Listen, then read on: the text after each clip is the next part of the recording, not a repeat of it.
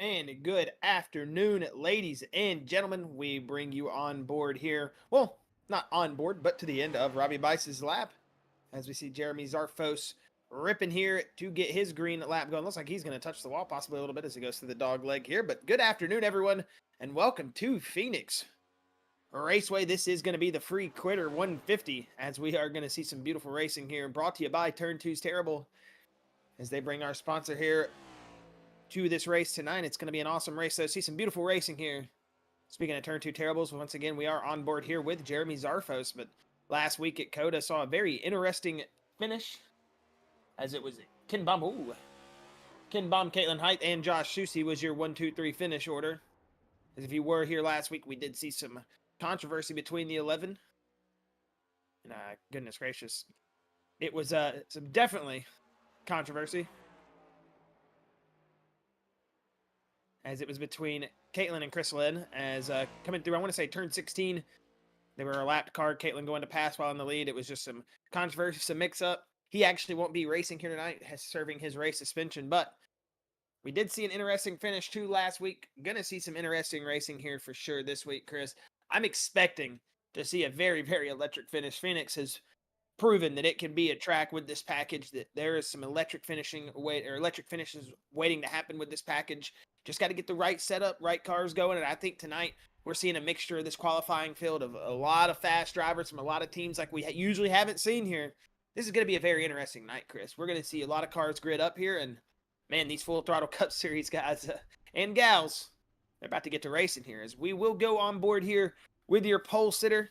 We'll wait for a couple more drivers to grid up here. We do have a lot of drivers missing from the grid. Once we get about a majority of our top 15 gridded up here, we'll start going through your qualifying order. But man, seeing a lot of good race cars out there, Chris. And like I said, seeing some names we're not used to in some positions we're not used to, as we are seeing them, especially these Turn 2 Terribles guys. Some good qualifying. We'll go ahead and hop through qualifying here now, Chris, if you want to hop on board, as we will see that 25 of Kevin Click, the Turn 2 Terribles Ford Mustang, going to roll off P1 here tonight, as we get on that front camera view there. We'll go ahead and hop over to that number 2 machine last week's race winner, Ken Baum Jr. Looking to have another great night here tonight, as we'll roll back here to Joshua Gaiman. The number 33 is picking up that P3 starting position here tonight, and on his outside lane will be another Turn 2's Terribles. It's William Hobart in that Toyota Camry number 13.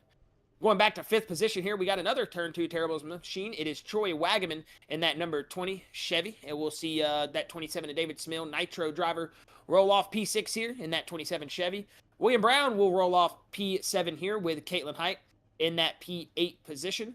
We will then see Jimmy Barr in that P9 starting position with Michael Zuver rounding out your top 10.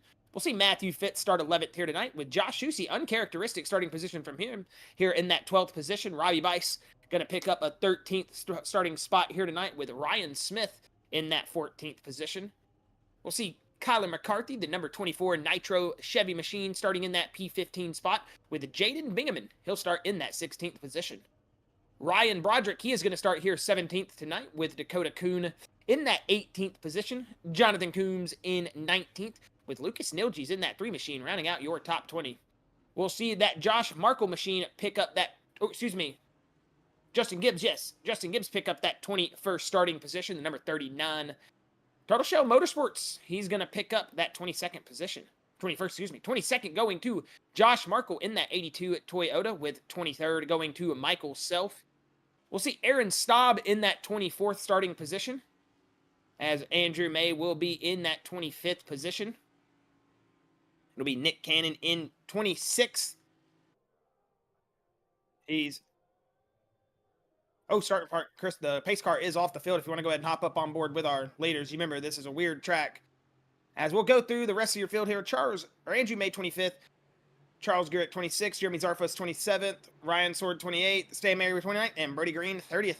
As green, Chris, we are rolling, and it's going to be Kevin Click, Ken Baum Jr. With a big start here into the dog leg. Yes, that is legal if you're not used to watching this. The dog leg is wide open. As off into 1 and 2 tonight, they will be wide open. As we'll see what will happen here between Kevin Click and that Ken Baum Jr. machine, the 2 Turn 2 Terribles drivers, as my volume is up from racing myself this past week. Goodness gracious, I almost just blew my ears out there, but coming down. 3 and 4 right here. we'll see as they go through that Geico restart zone. It'll be Kevin Click here to end the lap number 1 as the leader, but Joshua Gaiman, big run here coming through that inside dog leg. So it looks like it will die out as they go here into 1 and 2. But back here through the field, Chris, you could throw a blanket over the gaggle of race cars that is still formed up here on these opening laps. As you see Caitlin Height here as we ride on board with her. That is, oh, we got a caution out, Chris. Looks like Aaron Staub. Not sure who. Chris is saying it might be Aaron Staub here that he's seeing. Yo, it is Aaron Staub in the 07 of Jonathan Coombs, the 29 there of Jeremy Zarfos. That's not good. Yeah, we'll go back on board here with Jonathan. Oh man, Coombs, I have Aaron my Staub. driver chat muted. See if it happens in front of them. Looks like back there in the back somebody got messed up. Looks like the 07 just got into the 83, and Zarfos just nowhere to go. Unfortunate. I want to say that's Stan Mayberry. Looks like he got a little loose coming out of the dog leg. I mean, this is a shorter track, so this damage is not going to affect you too much, but it can affect you still. I mean, that looks about what I would have done there, Coombs, so can't blame me for it. This track, man, is my kryptonite here. Phoenix is not an easy track for me to get a hold of. It looks like maybe Aaron Staub might have just drove in a little hot. We'll have to see if see here. Oh, the 48 of Stan Mayberry was getting loose back there. Stan Mayberry was so he might have avoided that just getting loose. He was getting mad at himself, probably thinking, dang it, I'm getting loose right here, going to lose pack. And then it's like, well, heck, good thing I got loose back there because I might have been involved in that. So here at lap 2, well, at lap 2 when it started, the caution did come out. That was Aaron Staub in that 83. You saw the 07 of Jonathan Coombs and the 29 of Jeremy Zarfos, who is down pit lane, taking that pit repair. Also, Jonathan Coombs down pit lane as well. So a couple of drivers coming down pit lane that was involved in that accident to take a little bit of damage repair. Might go a lap down, but, you know, I'm not going to lie. At a track like Phoenix, you're expecting a little bit of cautions, especially since everybody drives down on the dog leg. You always can expect at least 1 or 2 spins. Very easy to learn it or lose it here, in turn 1 and 2. Especially coming down that straightaway, coming through the dog leg. I say straightaway, coming off the straight into the small little bit of straight here you have into turn 1 and 2, I should say. But like you said, Chris, coming off this dog leg, you're hauling beans down this front stretch. As soon as you get off into 1 and 2, it's very easy to get that rear of the race car around. We saw it happen here. Just uncomfortable driving so far, but we'll see it get gathered up here early in this race. Expecting some mayhem, like you said, but I think it's going to be I think it'll be a good recovery here. As we're going to go on board here with that Ken Baum Jr. machine as they get ready to fire off for this restart here in just a moment. The pace car does go in a little bit early here at a track like Phoenix, but that is where pit road starts. At least it did miss the yellow water barriers. As they're going to hit that Geico restart zone here in just a moment.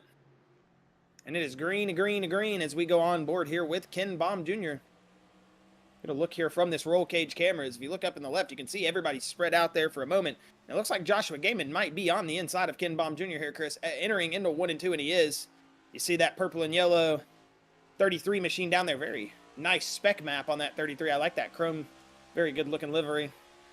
They fire off a 1 and 2 here, and Ken Baum going to tag the wall there a little bit, get a little bit of a stripe coming down that Phoenix backstretch, but it's all good right now. It's Ken Baum Jr. making that middle lane dominant as he's going to fire off into the front stretch dog leg. He's going to get a good run. He's going to hold that second position very dominantly. Josh Gaiman's going to have to come with a little bit better than not weak, I don't know why I said that, come a little bit better than a low lane run. This is what I was going to lead up to. Ken Baum saying, that's weak, man. Got to come with better than that. I just stepped over myself a little bit there. Yeah, as I see a gaggle of race cars just kind of collecting back here. We saw a lot of drivers taking that dog leg. That's something that I was saying to watch out for. You know, these drivers, they go down here to the dog leg. You see Ken Baum, or excuse me, the 27 there of David Smill going all the way down there to pretty much the wall, coming out of pit lane. So, you know, they will get down to that wall. It is a different line for each driver, so it's something to look at. Let's see if he does that again. We'll ride on board here on his hood cam. see what different Ooh, I lines like the that leaders are change. taking. As you see, they didn't go as aggressive down on the dog leg as that 27 did. So a lot of drivers taking different lines here early on. We'll see if they start tightening it up and not using it. And we know you can get loose coming back up onto the racing surface. So wonder how long these drivers will actually keep using that, or how long they'll stop.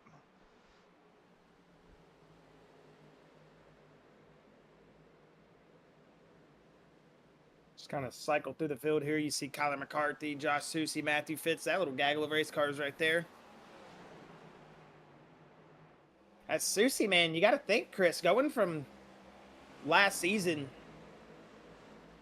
almost, getting that first place finish from Ken Baum Jr. here in the spring, and was running good here in the spring against Ken Baum Jr., but just this season seems like here at Phoenix, this first race here in the spring race, I don't know what's going on here.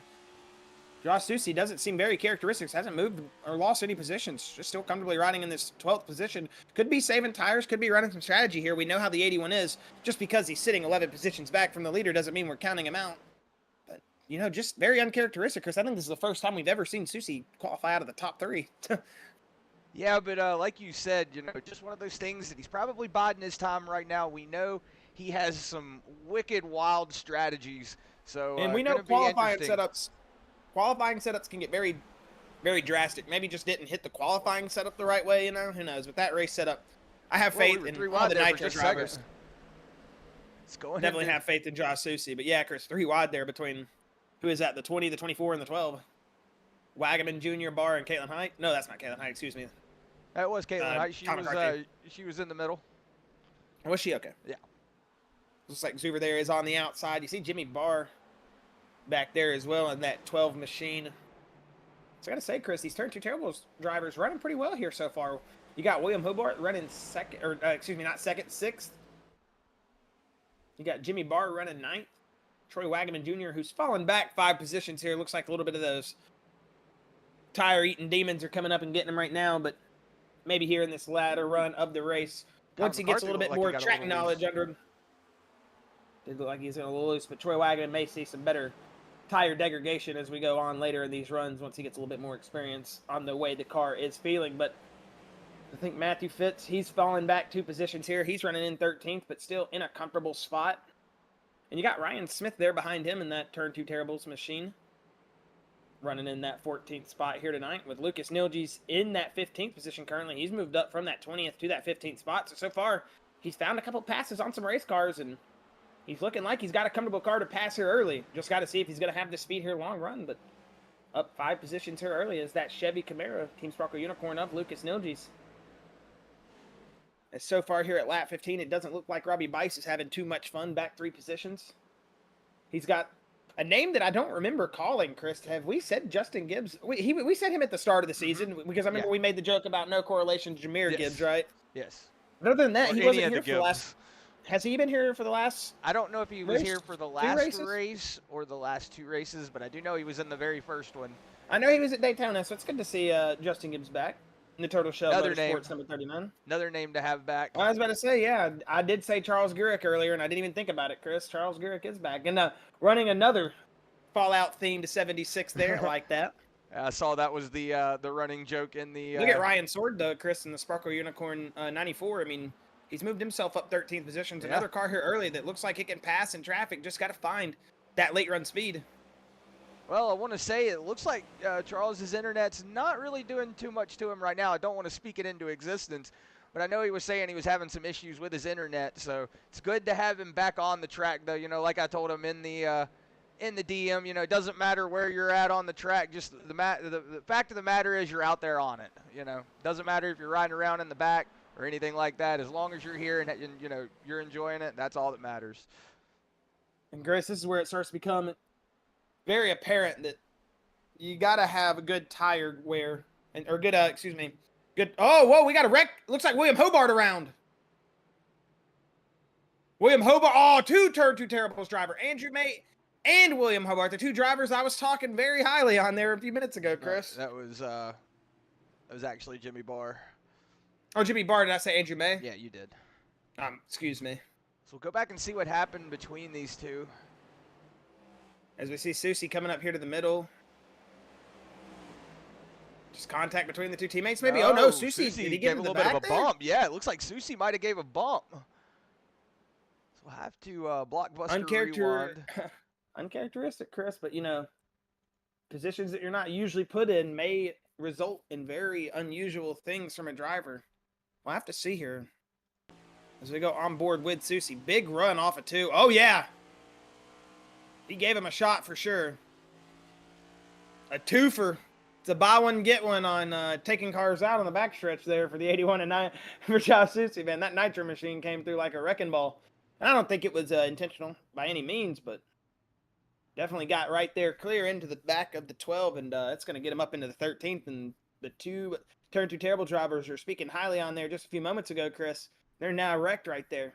And together in unison, unfortunate for them, they should be able to get some of this damage repaired, but not what you want for that 12 or that 13 machine. And 2 Turn 2 Terribles for the price of 1, unfortunate, man. Yeah, I'm just, gonna chalk it up to a racing incident. It just kind of looked like he got a massive run kind of coming out of corner exit.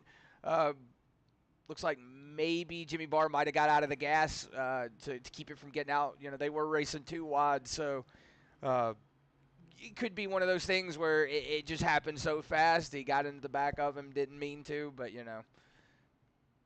unfortunate there for the 12 and the 13.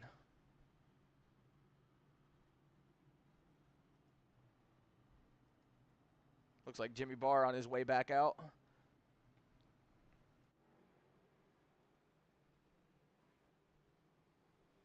Excellent timing to beat the pace car.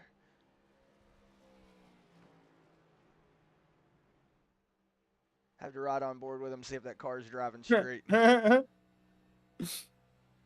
heard Susie give his apology, and then I just heard, but after he said it to him, Jimmy and Andrew, or not Andrew, excuse me, Jimmy and William both went, yep. That's all they said back.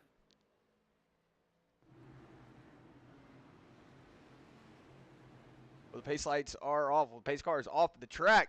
Kevin Click bringing the field back to the Geico restart zone. He's got Ken Baum on that outside. David Smill moving himself up into that 4th spot. So we'll see if these Turn 2 Terribles guys got anything to say for these Nitro guys.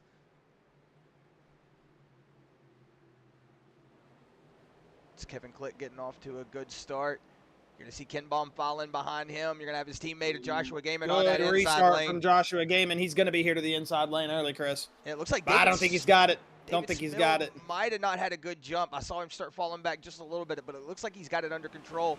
But yeah, you're saying Ken Baum's got a good run off that corner, still all over the back bumper. Everybody kind of following in single file. You see Ken Baum trying to make up a little bit of room, but it's not. Ooh, big early exit from Ken Baum. He's going to stack it up on exit here.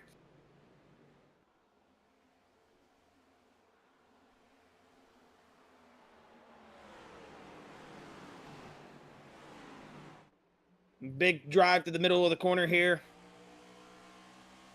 He's coming off a turn 2. What will Ken Baum Jr.? It looks like Ken's getting ready to maybe not set up like a big move on his teammate, but it does look like he is starting to understand that he might have a little bit more pace. Possibly. It's what it looks like. We're not sure, but it does look like Ken Baum does have a little bit more pace on those tires, possibly than a lot of the field around him. He might just be holding on here.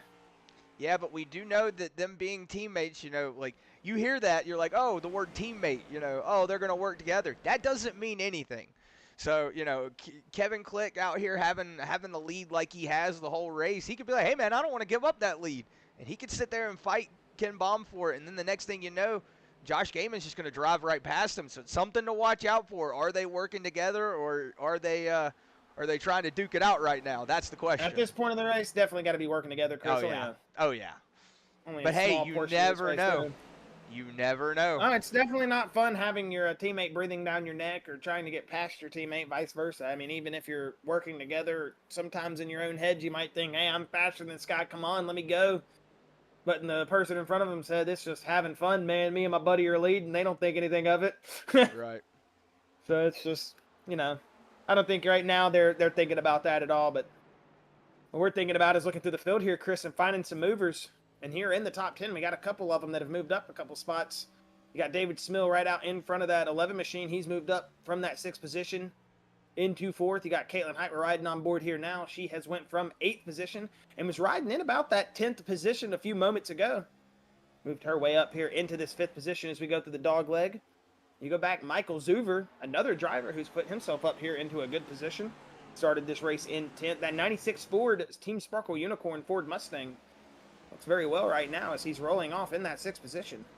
But the man of the hour right now that's definitely got the heat on his neck from the Turn 2 Terribles team, that Josh Sushi Machine. If you're not knowing what I'm saying, got a good old 2-for-1 on the backstretch just a minute ago. Bumped into the 12 of Jimmy Barr, and it did collect the 13 of William Hobart. They got stacked up coming out of 1 and 2.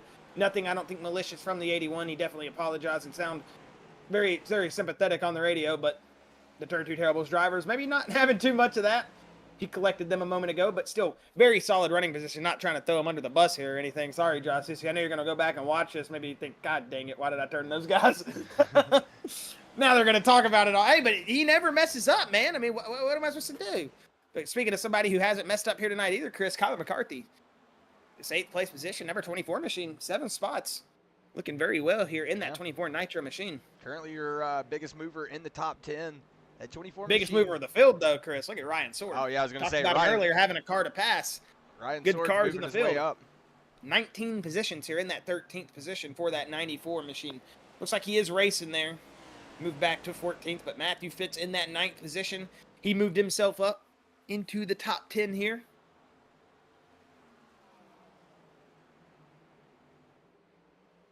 Troy Wagaman Jr., we were talking about him earlier, falling back, but it seems like ever since he's fallen back, he's able to keep it under control, but it does seem like we have a battle right here, as Zuver is under tremendous pressure from that 81 and Josh Susi.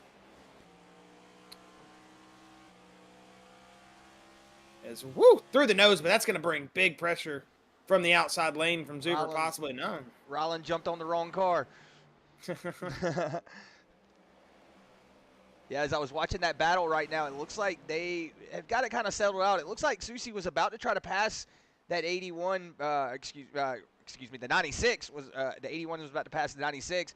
They've got it settled out here so far as looks like maybe the 96 was starting to get a little loose. It could have been just the way that camera angle was in the corner.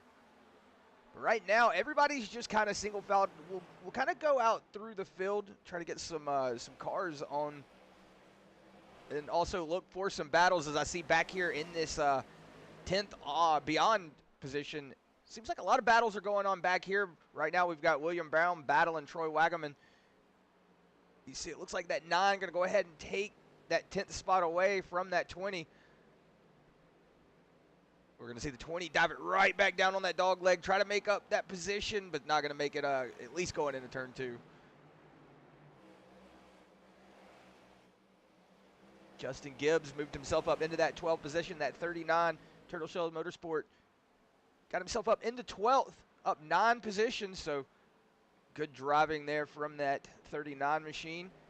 You see Lucas Nilges moved himself up into 13th, up 7 positions, and like Josh was saying before, behind him is that 94 Ryan Sword, who's currently your biggest mover on the track, up 18 positions. So right now, Ryan Sword found something underneath the car, and it's working out for him. And then you have the 21 here of Ryan Smith, currently sitting in that 15th position. Robbie Bice in that 28 machine, currently sitting in 16th, down 3 positions. Looks like he's about to try to make a pass here on that 21. Right now, don't see any close battles up here towards the front. Uh-oh. Woo. It's the only thing I hate about not being at the track physically is not being able to see what battles are going on, if anything is going on up in the front. Just have to basically look at the numbers. Because right now it looks like the closest battle for position is going to be between Team Sparkle Unicorn drivers of Lucas Nilges and Matthew Fitz.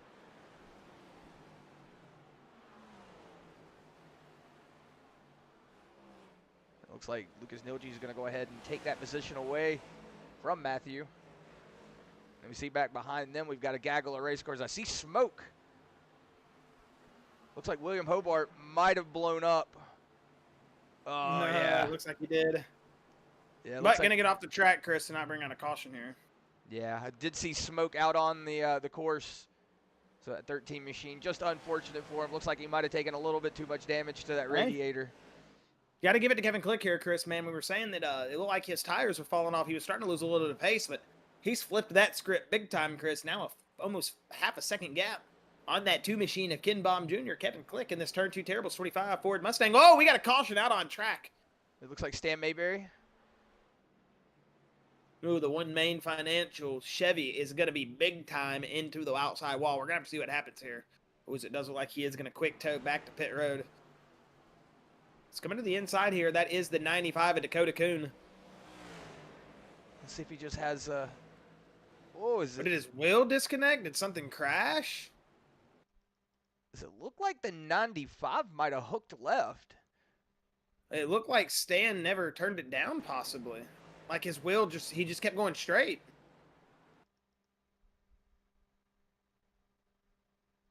I have to go on board here with him.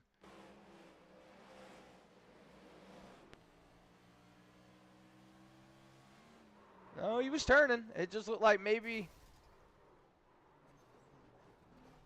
Yeah, from that other angle, it did like he was going straight, but he was turning clearly, just not maybe trying to dive it to the dog leg. Maybe he was thinking, nah, it's too useless for me to go down there.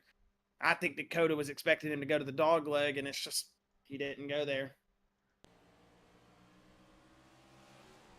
Yeah, because if you're seeing from his point of view, the only moment that he really gets to see him, I mean, if you're looking at it from right here, you don't even see him. I mean, Stan is not visible. You did see him in the rear view. He's there, and then all of a sudden you're getting ready to go down into that, and then he just appears. And it's one of those, like, I guess you expect him to go down with you, and you see that. I don't know. Like I said, again, I don't think that was anything. I just think he's expecting Stan to go to the dog leg there.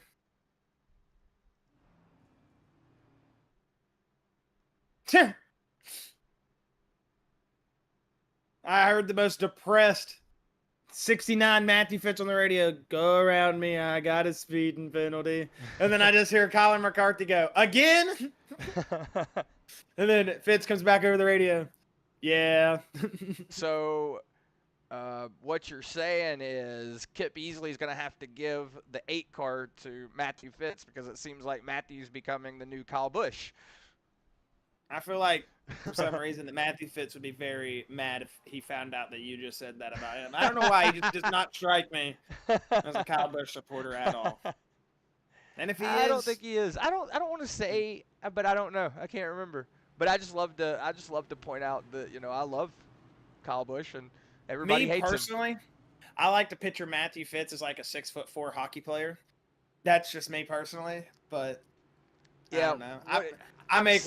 I make weird images of people in my head that I've never seen their actual face before. I've said it before, and I'll say it again. Like hearing what Matthew does for a real life job, and then hearing him talking to him on here, he just doesn't strike me. It's complete polar opposites of what I expect. Like I said, 6'4" hockey player. That's Matthew Fitz to me. All right, we're gonna go back green flag racing here. It's William Brown, Chris.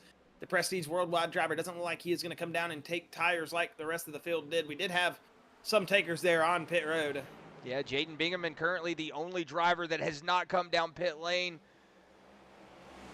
So maybe expecting another caution. And William Brown and Nilges did pit at lap 19. Yes, so they have pitted, but still, those fresh tires are going to go a long way. As you see that too, at Lucas Nilges already making a big run Ken to Baum. the inside there, the 26 of Jaden Bingaman. You mean Ken Baum? You said Lucas Nilges. Oh, did I? Excuse me. Yes. It's okay. As you're seeing right now, those old tires starting to show their ugly head. Jaden Bingaman just getting pretty much blown by right now, having to not get on the brakes, seeing him all over the back bumper there of that 33. Whoa, is the 34? Oh, excuse me, the 94. Oh, the 94, Ryan Sword, big loose. Big save there from the 94.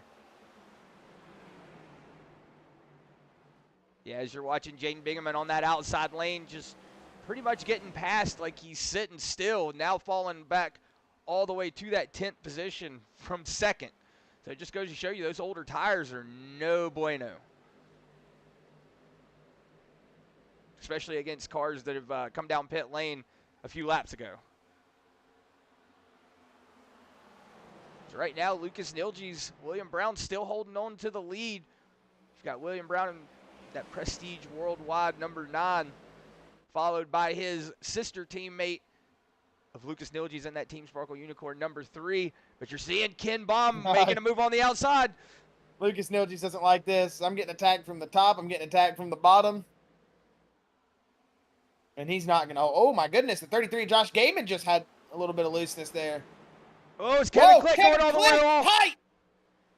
Looks like might have missed his braking Yeah, zone. he just apologized instantly. He said he blew that corner. He got tight. He missed his braking zone big time, Chris. Yeah. And that's going to allow David Smill to come around. Woo, Gaiman said, well, it's okay. We're alive. And David Smill's thinking, man, here I go. It's my turn to get up there and possibly get a little bit of action. They're going to get it all wrangled up, Chris. But, man, fastest lap of the session, Ken Baum Jr., new leader. Yeah, I was going to say, Ken Baum just blew past everybody there as we were watching that little bit of a battle go on. We saw Kevin Click almost blow the corner and through the wall. You see it. Speaking of Kevin Click, big drive to the inside of the 3. Lucas Nilge's here. He's going to try to make this stick here. Coming out of turn 3 and 4 through the dog leg. He's going to go low. He's going to make this pass stick. He's going to definitely get him way up into that 3rd position. And he's definitely going back for that lead position. He's going to easily clear that 3 off in a 1 and 2 here. And he is going to try to go up here and work on this number 9. He's trying to get that lead position back from his teammate Ken Baum Jr. He's been the dominant car all night. We'll see if this 25 has it in him after those pit stops are going to cycle things around here. Yeah, as you're seeing the 3 of Lucas Nilge starting to fall off. Josh Susi was able to get around him. You're also seeing Joshua Gaiman in that 24. Kyler McCarthy getting around him. The 11 of Caitlin Heights pulling up behind him. So we'll see if those tires are just starting to show you they are not working for him, as William Brown's starting to lose about a second of time to Ken Baum now. And as I always say, don't count him out. Yeah, I was going to definitely make a comment about him here in a moment, Chris. Josh Susi working his way back through the field and going to work his way into another position. Top 4 run here right now for Josh Susi. He's going to cross his teammate over. And as they shoot it down here into turn 1, it will be Josh Susi in that 4th place position right now. And he's got Kevin Click, William Brown in front of him. But got to think for William Brown here, if he can hang on for like another 25 laps here, Chris, and stay in this top 8, may possibly get another caution. It could be a good run here so far for the 9 and put him in a position here later that he wasn't in early in the race. Yeah, but he was in that 7th starting position and started to fall back a little bit. He's just clawed his way back through here. William Brown showing some resilience here for that Prestige Worldwide Chevy Camaro, even on these old tires. You're starting to see that old tire difference between, William Brown holding up the field just a little bit on those older tires. It's allowed Ken Baum to get out to about a 2.5-second gap between him and William Brown. As you see now, Kevin Click going around, Josh Susi also going around him. David Smill working that outside lane. Whoa. Yeah, William trying to use up as much track as he can. Those older tires, though, are just not working for him right now. And now it becomes the point of where you think, was it worth it? Yeah, if you're in that 9 machine.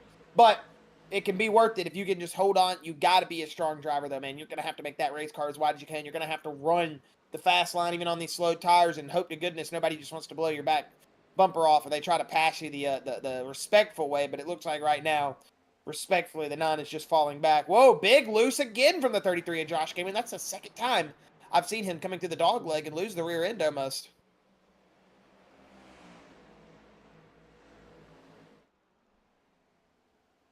As we go here to this 2nd place battle, Chris, and you got to think, we were talking about him early, and we're going to talk about him here again, that 81 of Josh Susi. A little bit of controversy, a little bit of here, a little bit of there, whatever you want to call it at the early part of the race.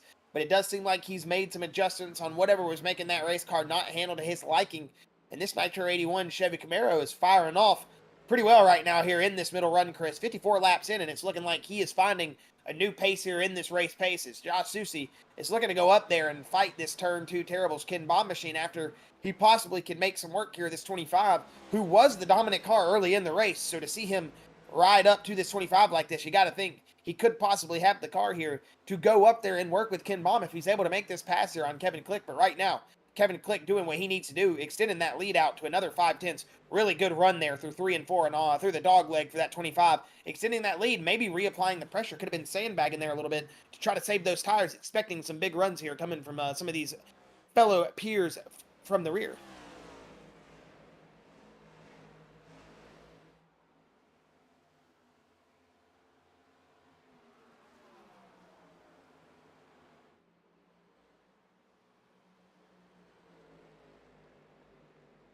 I was muted, Josh, as we were saying. You've got Kevin Click right now right in that second spot. This is allowing Ken Baum to hopefully get a little bit of distance out between them. We see that Kevin Click's kind of slowly pulling that two machine back in, but he can also hold up that 81 of Josh Susie, as it looks like Josh Susie not finding the pace that he was doing, or maybe not driving it as hard, because he is losing a little bit of time to that 25 of Kevin Click. But David Smill also clawing his way back up into this fourth position. And then that 33 of Joshua Gaiman, who's lost 2 positions from his original starting position, but still in that top 5. And then behind him is that 24 of Kyler McCarthy. So a lot of Nitro drivers trying to get their way back up here into the front. Woo! As Turn 2 Terribles has pretty much been on a dominant run here all night.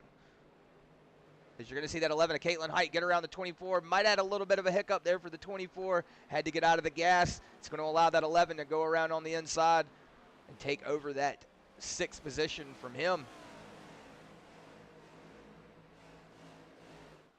Yeah, Kyler looking to build off that early momentum from the early season, Chris, and continue to find something here. And it seems like here early he's had a very good race car. Whoa. As we Troy see Wagaman gets... Troy Wagaman, yeah, I was going to say Troy Wagaman going around back there.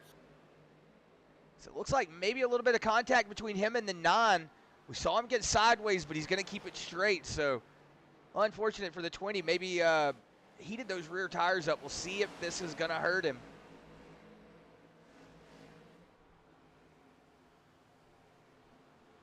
Whoa, as I see... Oh, smoke. So I don't see any markers. Looks like Michael Self, maybe.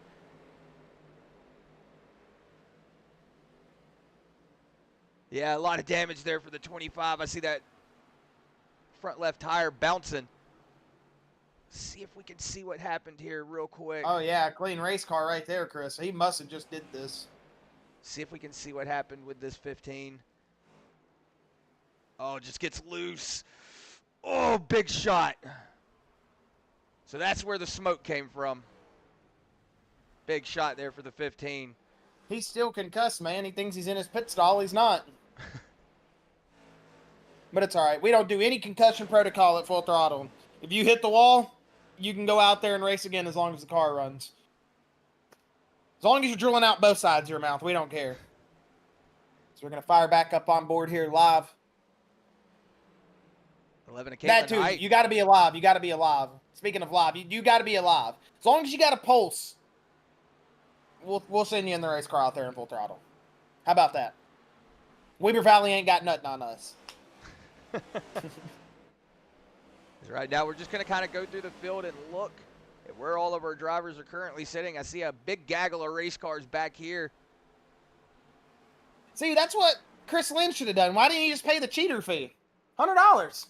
I didn't even think about that, man. Come on. We need to get some Weber Valley rules implemented here in the Full Throttle series. Nothing that an Amish racetrack on Facebook can make you know. But your core values as a racetrack owner, you know what I mean? So, sorry, I'll get off the Weber Valley here. We'll get back live though for real on board here with our drivers, man, and we're seeing this pack here in the middle. They're forming up. We got a big pack in the middle. Charles Gurrick, he's on a very spirited run right now. 13th position's up. He's doing a good job. As I say that, he has a little bit of a moment there, but so far it seems like this mid-pack, Chris, is where we've got a lot of competition. Yeah, as I'm just kind of watching what's going on right now, I see Caitlin Height did, while you were talking earlier, get around the 33. Joshua Gaiman, she has assumed that 5th place position. So a good run here from that 11 machine.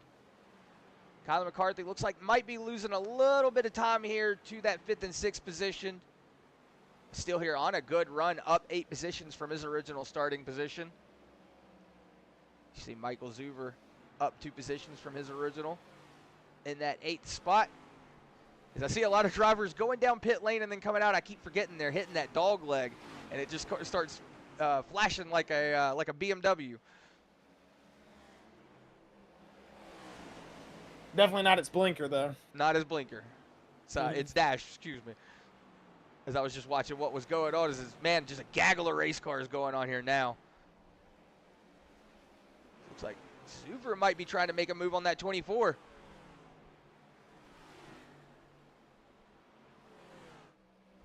And he does, so for that. Yeah, but Kyle McCarthy might build up momentum back down this other side of the track. Nope, doesn't look like it's actually going to. Look like he was sticking some good momentum coming out of too, but that run might have stalled.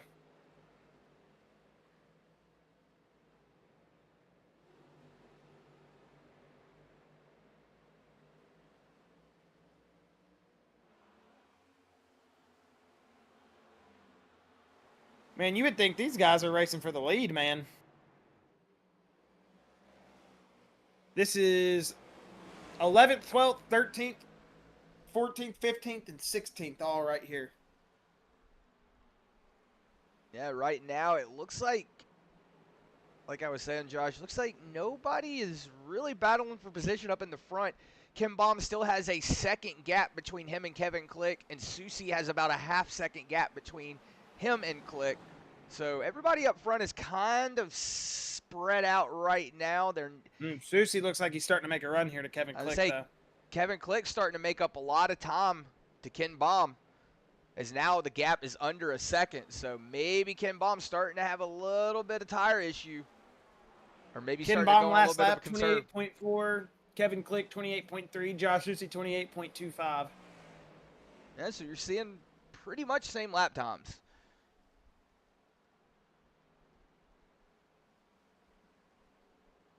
In the words of Mike Goldberg, virtually identical. Did you see the 91 there, Brody Green? Currently a lap down, so not battling for position.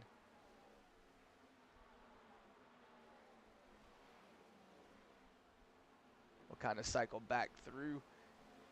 As we see right now, like you were saying, that 11th, 12th, excuse me, that 12th, 13th, 14th, 15th, 16th, 17th, and 18th position all right here in frame.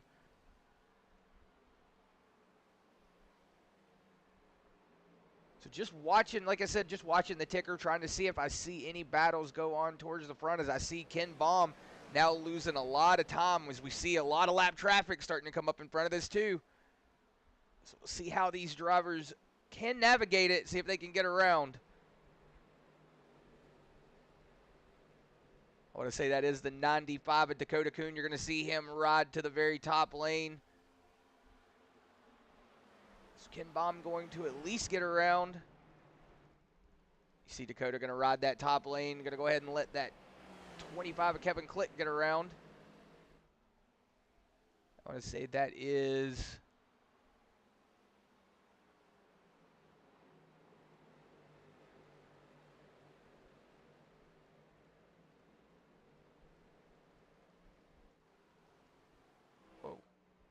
What in the world just happened?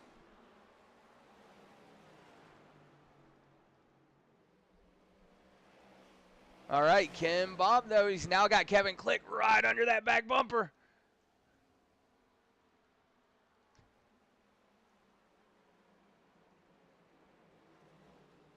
Yeah, Kevin Click's done a good job to catch up here to Ken Baum Jr. Oh, my goodness.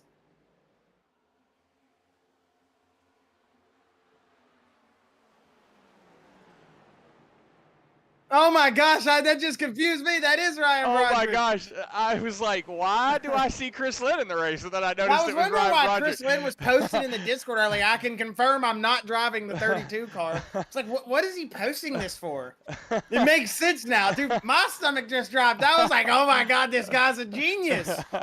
Oh man, that was you got me there. I was about to me, say, Ryan. this guy is like next level. I You wasn't even guys going to got say me. anything at this point. I was like, if he's out on track, dude, like, that's him, dude. Like, that was a good one. That was a good one.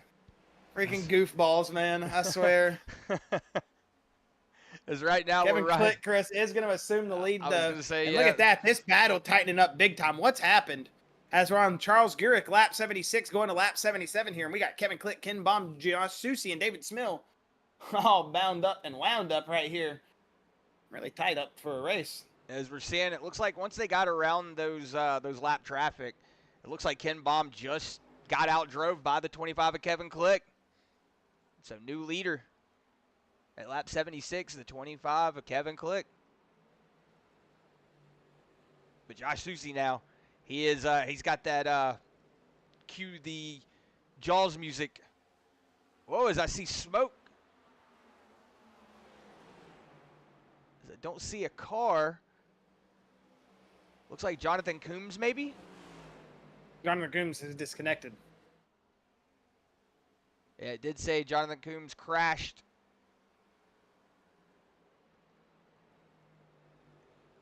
In the ticker, so disconnected, probably had a bad drive in. Whoa, it was a big drive there for 27. Almost looked like he was going to come up and door him. As you're seeing right now, Ken Baum just not having the pace anymore. The 81 of Josh Susie going to go ahead and assume that second position. I was going to see if Ken Baum was going to try to make a crossover, try to get around him. But it looks like the two just not going to have anything.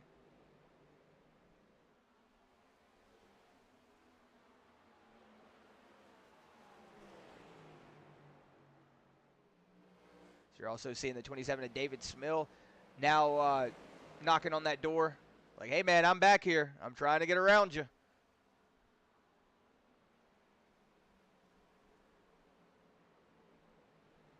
And then as I'm speaking, 3 seconds back is that 11 of Caitlin Height. Whoa, as we go on board here with her, we see the 33 of Joshua Gaiman getting really loose going into turn one.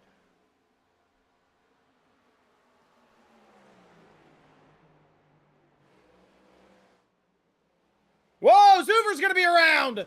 And Gaiman checked up big time. He might get, oh my goodness, there's going to be no caution. There might be once he gets back on the track here. Now he is rolling, so. Oh my goodness, Zuber's having all sorts of trouble with them rear tires heated up. Yeah, we're going to see him. And a good old. Oh, no. Oh, no. Keep it saved, Robbie. Good save there from the 28. Woo. Robbie apologized to Zuber. Yeah. These guys are all over the place. I love it. Yeah, that's a little weird. Zuber said, appreciate it. And then gets into Robbie, and I'm thinking, oh man, Robbie's going to come back with something, funny or retaliate. And all I heard was, I'm sorry. And Zuber's like, yeah, we're all in a messed up position here. So Robbie's, almost getting wrecked. Man, Robbie's been wrecked so many times, he can't even see if he's getting wrecked now. He thinks he's wrecking people. Poor Robbie, man. That's Chris. Look at Ryan's sword, man. We're talking about Josh Susie here in this 2 machine doing very good tonight. He has, but you got to give your flowers to Ryan Sword here early, especially him and Charles Gurick, who is behind him at the moment, 2 seconds back, but 24 positions up here for this 94 machine. And if I'm not mistaken, in general chat earlier or wherever, I know he is on a new wheel setup here for the first time. So looks like it's working very well. Yeah, he said he didn't know how he was going to be out there on the track, but like you said, looks like it's working out pretty good. Like you said, up 24 positions is that 94 machine, so looks like he's got some good what am I trying to say? Some good equipment underneath him. That's what I'm saying. Some good equipment underneath him. Definitely got some good equipment in his hands, man. New wheelbase. Seems like he's doing a very good job here. Become very accustomed to it. As he's probably feeling things on the racetrack, Chris, he's ever felt before. If he's went from something like a Logitech or a Thrustmaster to, maybe a Fanatec or a Moza, something like that. I mean, if he's been on direct drive before, it's probably nothing new to him, but if he's gone from, just a belt driven or anything like that to direct drive, it's probably a whole new feeling for him. And he's probably thinking, man, I'm loving this. Yeah, as right now it looks like he's putting the 24, Kyler McCarthy, under attack, not going to be able to stick it out of turn 2, but see if he can have something to say. I'm just watching here. As it looks like nobody really is battling for position. I see David Smil did get around Ken Baum. Yeah, something going on in that 2 machine, Chris, here with this late run. Yeah, maybe those might not have just expected this long green run and was pushing it a little bit early. He did have to battle early in that green flag run after we came back from that caution. All those race cars gaggled up with William Brown on those lap 19 tires, and it seems like since then, what was it, lap 39 we pitted on? Lap 32, something like that? It was lap 39? Lap 39, yeah. So since lap 39, man, these guys have been running. You might be thinking here for that Ken Baum Jr. machine, might have just ran a little bit too hard there at the beginning, possibly thinking, oh, this is going to go to another caution here. And now the guys that have saved their tires are holding on to it. Whoa, who is that into the wall? Was that? Not sure who that was. Yeah, not sure who that was.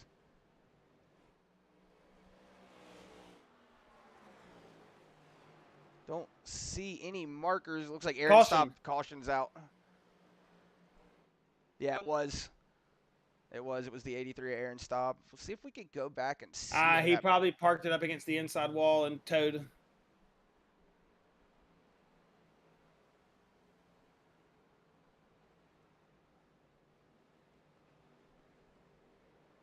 Because he's going through the dog leg here and it's considered to be on the track. That's why we got the caution. He was trying to do the right thing south the racing line, but since he caught the dog leg, it's going to throw the caution there. If he stops maybe a little bit earlier there on the apron, but in his mind, he was probably thinking, man, I'm really close to the inside lane here. I don't want to, somebody to catch me. Going to throw a wrench in it. Hey, exactly what you want if you're Ken Baum. That's for sure. He looked like he was starting to fall off in that 2 machine. But I think they're going to get 4 tires here on this Toyota Camry. You're going to see a different machine fire off. But let's stay on board here, Chris, with these lead guys with this TV camera. I'm liking seeing this perspective as we'll go through your field here. It looks like David Smil Jr. or Kevin. Whoa, yeah, that's going to be big time for Josh Ducey. We'll get on board here with your number 1 pit stall, and he is in perfect. Looks like that right side's going to go up. So is Ken Baum. So we should see Kevin Click get out here first. We'll have to check out David Smil Jr. He's going to be the only other guy that's going to give Kevin Click a run for his money here, as Jaden Bingaman did stay out in that Turn 2 Terribles 26 machine. Kevin Click going to easily come out in first. You'll see Ken Baum Jr., David Smil, and Josh Ducey. Maybe he took right sides only? No, he definitely took 4 tires. Yeah, just maybe lost that position to David Smil off of it.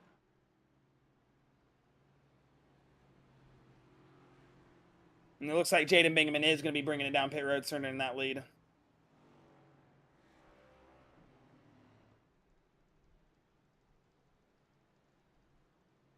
Yeah, so unfortunate stop there for Josh Ducey. I want to say he gets it down pit lane.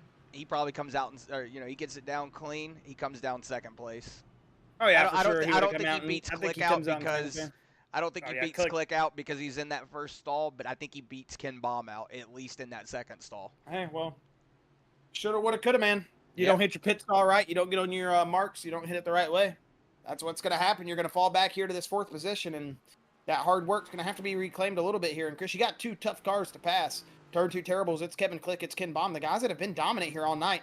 Ken Baum didn't fall off a little bit here, but we know his runs are nothing to be messed with at Phoenix. 2-time back-to-back winner here last season. Back-to-back Cup Series champion. I mean, and this is his track, man. Won the spring race here last year. Won the freaking championship race here. Ken Baum is no joke when it comes to Phoenix. So definitely going to be one of those things here as we get ready to go back green flag racing. It's going to be a party up here in this top 10. You got guys like Ryan Sword, who's moved up 25 positions in that 7th spot. You got Kyler McCarthy, Caitlin Height. You got freaking Charles Gurek up 17 spots in 10th. William Brown, who probably is thanking for that caution now that he's going to be able to work back on groove here. But speaking about getting back in groove, it is green to go. Kevin Click fires off big time. And that inside lane's moving here as it looks like that 27 to David Smil a little bit hesitant. But Ken Baum Jr. is going to get off to a decent start here as well. We'll see what this 27 does. Oh, good start, though, from the 27, actually. It looked like he didn't get off as well as the 25, but he does. Do apologize for my ignorance there, because the 27 of David Smill's going to fly into that second position, but can he hold off? Is that 2 of Ken Baum Jr. going to get a big run here? Yeah, you see Oh, David and the 11 of Caitlin Smill. Height just took a little bit of a shove from that 94 of Ryan Sword, as it looks like Ken Baum Jr. going to get big run here. He's going to drive it right across that nose of the 27. Cut that momentum Right now, off. it's second place, Ken Baum. First place, Kevin Click. This third two terribles holding it down in that 1 and 2 position still here. Chris getting close and dialing in on to 50 laps to go here within the next 7. Oh, seeing a lot of cars get into the wall. As I saw, it looks like Matthew Fitz might have gotten to the back bumper of, I want to say that is 22 of Andrew May. So had to get out of line. It looks like he almost got into the back of him. Bison and Matthew Fitz, I think, got into each other. Oh! Whoa! Joshua Susie big time loose. And he's going to lose position. And that's going to get Ryan Sword into Kyler McCarthy. 3 wide coming out of turn 2 here. Woo! Big contact between the Nitro teammates, man. They are all over the place. This restart has put in some big works. And Josh Susie, you got to think, with the early mishap at pit road earlier, you know, getting caught up with the 2 turn 2 terribles guys coming off of turn 2 earlier, just not a performance we're used to seeing out of that 81 camp here tonight, Chris. Robbie Bice, backwards, skating the wall. I saw somebody skating.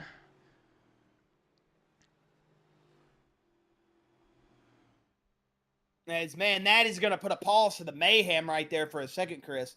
That was getting very hairy through that 3rd through 8th position. There was a lot of drivers starting to get aggressive there for a second. As I see, I've got 2 crash markers. I've got 2 crash markers, so I'm just checking real quick.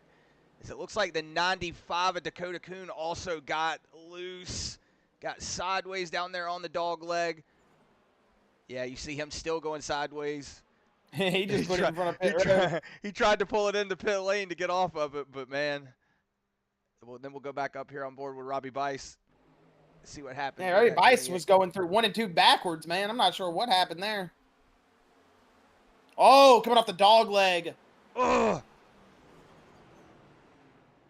Andrew May taking a little bit of contact there, but he's going to stay straight. See if maybe Robbie Bice might have got a little loose on those bumps. I see him taking a little bit of a bump. Let's see if Andrew May maybe helped him go around. Right on board here with him.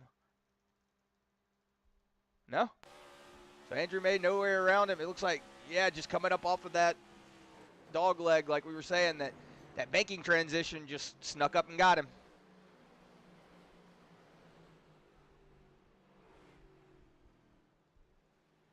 But it doesn't look like he's going to take much damage. I want to say there, though, good on Josh Susie, Ryan Sword, and Kyler McCarthy for keeping it together there. We saw Josh Susie get big time loose, man. Coming through the dog leg. I'm going to see if I can find a marker for that. See if we can see what happened there with Susie. But I don't.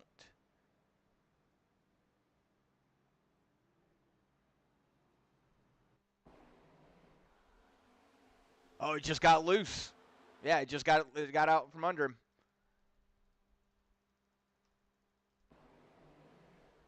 See right there, just starts to get out from under him, but he was able to keep it underneath him.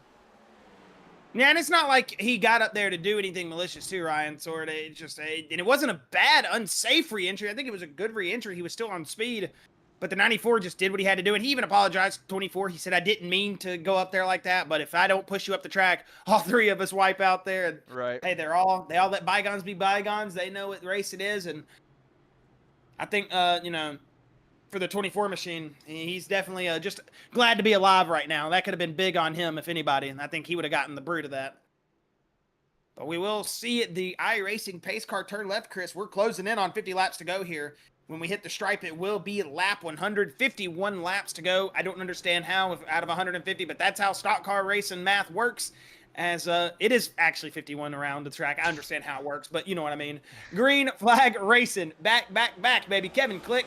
Ken Baum Jr. pull them belt tights, driver. We're racing.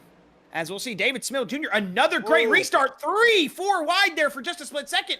Josh Susie, it's just crazy how the track works. They file back in 2 wide. Isn't it crazy, Chris? Yeah. From 4 wide, 5 wide to just back to 2 wide like nothing happened. Yeah, we'll have to see if David Smill has anything to say to that 25 of Kevin Click now. Man. Oh, Ryan Sword almost into the back of the 2 there and sent him around. He was into the back, but look at who it's going to open the door for, Chris. The number 11, Caitlin Height, said, don't forget about me. I've just been hanging out. I've been keeping this race car clean. I'm bringing this 11 Lady Liberty Motorsports to the front. I'm ready to try to get to the lead. Yeah, we're seeing Kevin Click under attack there, possibly from the 27. Nope, it looks like he's going to tuck it back in. Oh, he's clear. Woo! Josh Susie, big drive. Going to the inside. Man, you would think this is the last lap. I know, man. 50 laps to go here, 49. These drivers are racing like it's the last lap of the race, and you like this action here at Chris at Phoenix. Especially on these restarts, you get good action.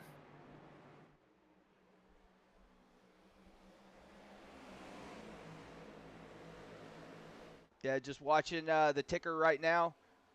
Or the timer, just trying to see it. Oh, and Ryan Sword sends Caitlin Height into the corner. Oh, she's still fighting it. She's going to keep it under, though. She's going to keep it under control. Whoa, Susie, big drive into the inside. Still and that's going to sideways. probably cook the right side tires up. You got to think the right rear now is probably eating up now for that 11. She's going to have to let it cool down here for a couple laps before she can really get back on the attack. But Josh Susie, speaking of attack, he's right there. He's going to give the 94 a big shove. Fighting back, man. These teammates are not playing around with each other tonight. Yes, even though she Now let's see if the 94 Nitro. said, I know the 24 is a Nitro team, and I'm coming for you. Whoa! Whoa, and there goes, who is that? Michael Zuver. Whoa, oh, we're still wrecking. We're still wrecking. We're going to get a caution here. We're going to get a caution. We have to get a caution. We still don't have a caution, and there it is. Caution is out, lap 104. Yes, Michael Zuver. Was that just that looseness that we've been seeing through the tri-oval? We're not sure what happened. We know Zuver's Team Sparkle Unicorn. He had nothing to do there with that whole teammate bullying that was going on. Those guys were beating the snot out of each other. Yeah, coming off the tri-oval, Chris, or that dog leg, coming off the apron. Exactly what happened to Robbie Bice. Right there, the car just gets out from under him. And you got to think, if you're that 11 machine, man, how many weeks in a row am I going to have this happen to me? And she was able, I didn't mean to do that. She was able to keep it underneath her, though. That was very minimum damage. Very minimum damage compared to what it should have been. But just, if you're the 11, you gotta think, how many of these am I gonna take before I can just get a clean run here? I've been doing a great job here tonight. I've kept the car clean. A lot of drivers have, and just out of nowhere it comes and bites you, man. It almost feels like me every time I run a race on iRacing. We call it I-wrecking me and Chris. You get on there, I just get wrecked. See the 11 go to the inside here. Oh, it snapped. Did you see that man. Snap? That was that is a scary snap. That is like, that car was trying to kill Zuver and everyone around. Yeah, that was a bad snap. And unfortunately for Caitlin Height, but at least she didn't take that hit, man. Zuver's out of the race. Yeah, and you're seeing him just collect a couple of cars. You saw the 12. Oh, that's the 39, that Turtle Shell Motorsports machine. Yeah, I was going to say Justin Gibbs. The 39 of Justin Gibbs involved in that. You also saw that guy's just been riding around, man. Justin Gibbs has literally been the definition of hanging out tonight. Just shows to show you, dude, anybody can get bit by that bullet, dude, and you hate it. Yeah, you saw Jimmy Barr also involved in that. A couple of drivers down pit lane. Looks like Caitlin Height going to come down, take some damage repair. No, she's going to take some extensive damage repair. She took some big shots to the right side there. When that 94 came down, snapped, hit her, and then it looked like he might have made two separate occasions of contact. Yeah, a lot of right end damage. Front right. You can see that front right tire poking out of the fender with how much that thing's bent, warped, contorted. They've got a power saw, baseball bats.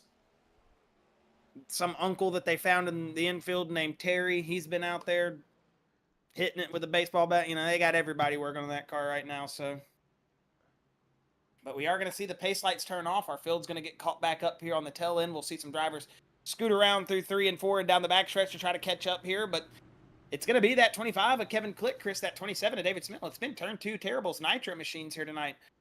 And we'll have to see if these guys are going to line it up and go back at it once again. But it is turn 2 Terrible's inside lane, Nitro outside lane. We're going to have to see if it's going to be that low lane moving or that high side hustling, which one it's going to be for these drivers. It's going to work here. But if anything, I'm excited to see how David Smil fires off on this outside lane. He's been firing off magnificent and giving himself really good runs past Ken Baum Jr. from that third place on the inside lane. Excited to see now that he has the lead of that outside lane, what he's going to do with it here. He does have to wait for Kevin Click to get the green, but he's going to get it now, and we're going to go back to racing. What has David Smil Jr. got for us on that outside lane? And it looks like it is a stacked up run on that outside lane there for a moment. Whew. Susie giving Smil a little bit of a push there on that start. We'll see what goes on. Man, I love it when they're all stacked up, but I also hate it at the same time. A lot of good race cars up here in the front. Looks like Ken Baum still attacking that inside lane. Going to hold off David Smil on that outside. Let's see if David Smil has anything to say. Well, I don't like him coming up onto that dog leg anymore. Every time I see that car shift, I just think somebody's getting loose. Ryan Sword all the way to the top lane. Yeah, Ryan Sword looks like he might be having some tightening issues here in this middle run.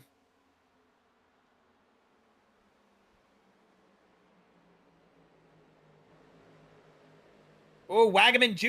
A little bit of contact there with Charles Gurek almost.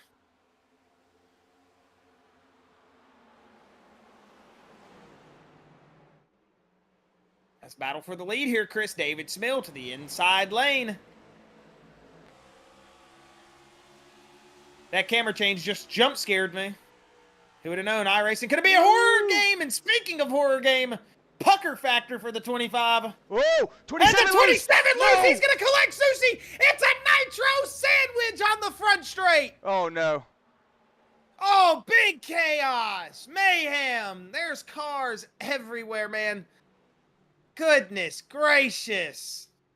That dog leg has collected some bodies tonight, man. And unfortunately, it looks like it's going to collect that 76 who's been working hard to work his way through the field. Charles Gurek going to get caught up in that big time. We're going to have to see what happened here. Yeah, we got a lot of markers. Dang, man. They knew it was brewing. It was coming. It was just a matter of when it was going to happen.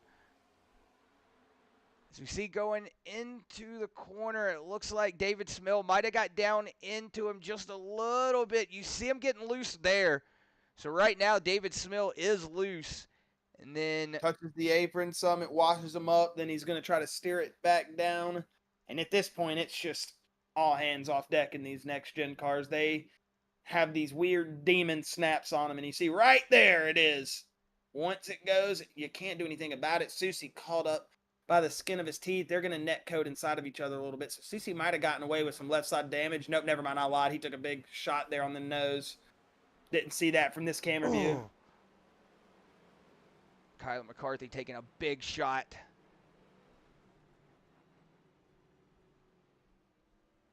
As we'll go on board here one more time with that 27, we'll see it from his point of view, just so we can see what that wheel's doing.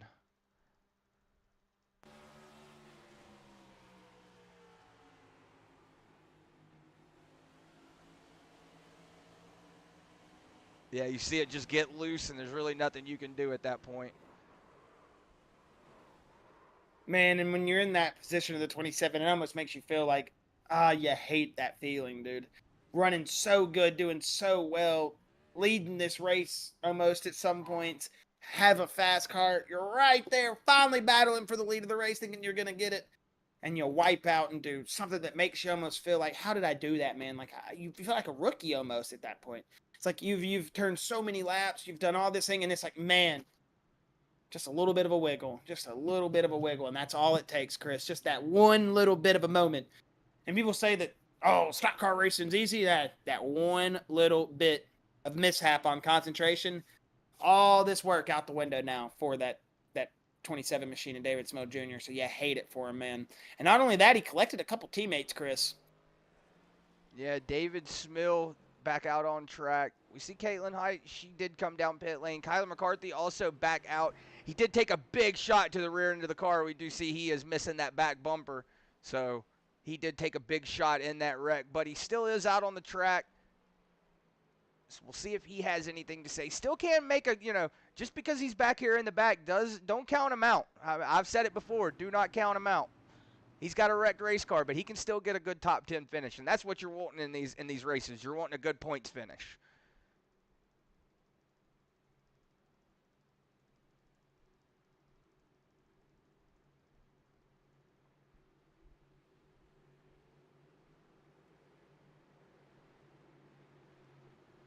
Whoa! Whoa, is that outside lane? Got a little antsy. It looks like. Is that gonna give Ken Baum Jr. a jump in the start? I don't know. I would not. I would hope not. If it does, I would say that would definitely be a flag that would be worth clearable because he got pushed.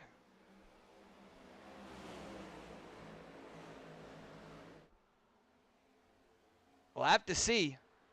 But right now, William Brown on a good tear. He did, I want to say, get into the back bumper of that 27 on that last accident, but doesn't look like Williams got a good run here to the inside. I was gonna say it doesn't look like it doesn't look like it's affected that car too much.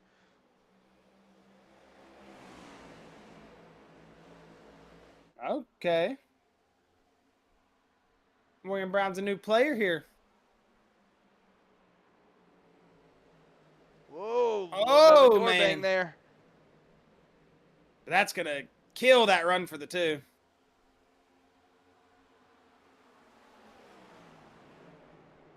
Yeah, you're gonna see William Brown assume that second place position.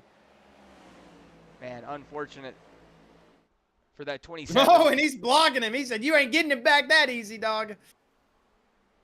Somebody just blew up. Somebody just blew up on the backstretch. Not sure who. Oh, the non-loose. He's chasing it down the track. He is going to give the position back up that easy. I lied. And he's going to lose big track position, too, there. I don't see any cars that are going under pace right now, so not I mean, sure. for all I know, I could have heard somebody blow up on pit road there in the TV camera. Right. You're seeing William Brown starting to lose a lot of positions here now. That little bit of battling, it goes to show you heat those tires up just a little bit, get a little loose, and then it just spells disaster in your run. Now he's 3 wide going into the corner.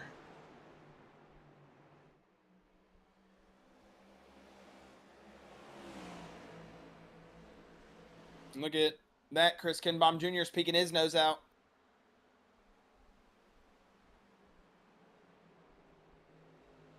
Great job here from Troy Wagaman Jr., though, Chris, to work his way back up through the field. Get himself back up here in this 3rd place position. Seems like these Turn 2 Terrible guys have had good starts, or good setups here from the start. Just not able to make all of them work in unison, as we've seen some drivers being caught up in certain situations, being caught up in wrecks or whatever it may be in traffic. But hey, when they're out in the open, Troy Wagaman Jr. proving that he can go from that 10th, 7th, 8th position, get back up here in the front, and put on some pretty decent laps, man. So these Turn 2 Terribles guys seem like they have very good setups across the board here tonight. Yeah, seeing a lot of drivers out. Started the race with 30 cars on track. We're not counting a couple of drivers that did start and park. But now on track, now on track, we only have 20 cars. So we've lost 10 cars in this chaos. But right now, like you were saying, Josh, Troy Wagaman Jr. has moved himself back up into that top 5, up into that 3rd spot. He did fall back early on in the race, but now he's finding a little bit of pace. But he's got that 33 of Joshua Gaiman knocking on the back door. He's also got the 3 of Lucas Nilges and William Brown battling back there. So, whoa, that accent came out really hard just now. Whoa, as Lucas Nilges is now battling with his teammate, or once teammate of William Brown. Whoa, it looks like Nilges might have got a little loose. Oh, and he's still bouncing. Maybe that was just the camera perspective, but man. No, Nilges was bouncing. He was driving that thing to the dog leg. I'm going to have to go back and delete that part of the stream. I don't want to hear myself talk like that.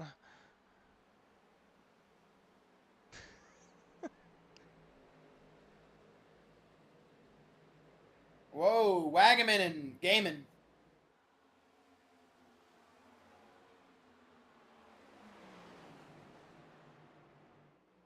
Whoa, See a crossover here. I was going to say, did Gaiman drive it in too hard?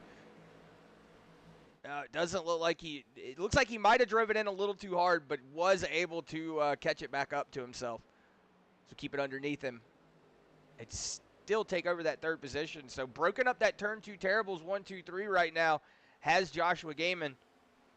But William Brown and Jimmy Barr, who was involved in a couple of those wrecks early on, still on a good tear here is that 12 machine. So see if that 12 has something to say. See Lucas Nilge's working the inside. I was going to say, it doesn't look like he was going to make it, but there for a second, they got mighty close.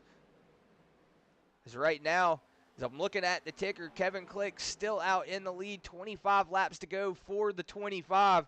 So can he hang on to it, or is Ken Baum going to have anything to say within these last 10?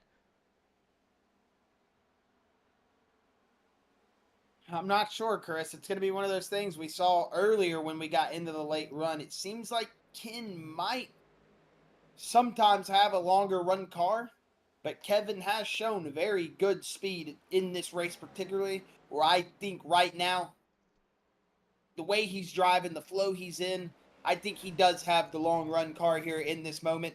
As long as he keeps his marbles about him, Kevin Click should pick up this win here in 25 laps. But we got to stay green, and Ken Baum's not going to have to find some magical powers in that machine to get these 8/10 back. Because right now, Kevin Click is looking very, very comfortable. Not trying to jinx him, but this is Kevin Click's race to lose if we go green.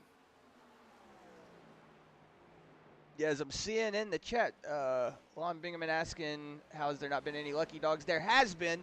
I have noticed a couple of drivers going around on the lucky dog. I want to say Jaden is actually 2 laps down. Yes, 2 laps down right now.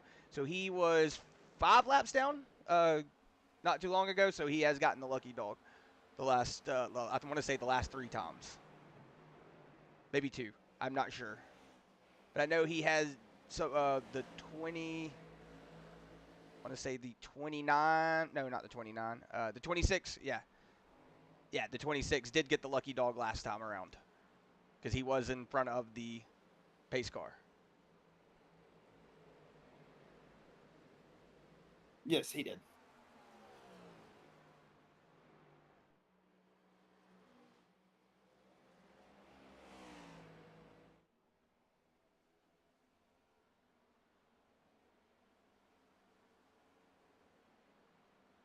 Yeah, as I was saying, though, you can't count out Kyler McCarthy, but it doesn't look like that damage is really helping out that 24. See, I'm about to He's go about a to lap get down. caught there, yeah. Yeah, he's about to You go got a to lap think, down. man, from almost being the leader of this race at one point right there in that 4th position, battling hard with your teammates, to now you're about to get passed by the leader with 20 laps to go. Got to be a kind of a gut-wrenching feeling here for that 24 of Kyler McCarthy. But, hey, it's very early season here. It is the spring race. We come back here, and hopefully when we come back here, that 24 in his mind is thinking, I'll be racing for the championship, not racing for just a race win coming into into here. So still a lot to look forward to for the drivers that were supposed to have good nights here on paper and didn't really get that luck go their way. But we do know how stock car racing can be, especially at a track like Phoenix. And it can be brutal, man, just as like getting lapped. At lap 130, and then no rear end just got all loose. I guarantee you he got all the air just sucked off the rear end. Having that no rear bumper, that just probably made that car feel like it was on ice skates. And Kyler McCarthy, you know that's not what he wanted. Unfortunate for him.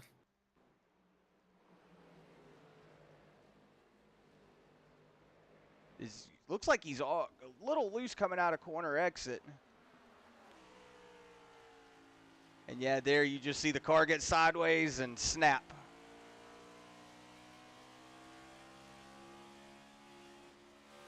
David Smil stayed out.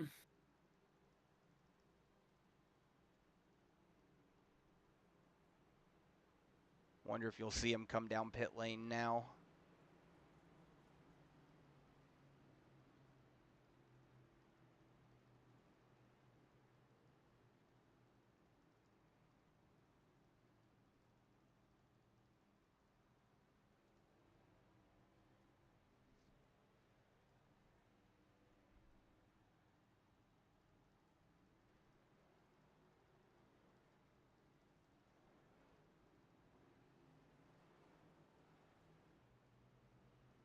Oh my gosh, we had a 3-wide race there for second, and it looks like it was, or for second off pit road, and it was Ken Baum Jr.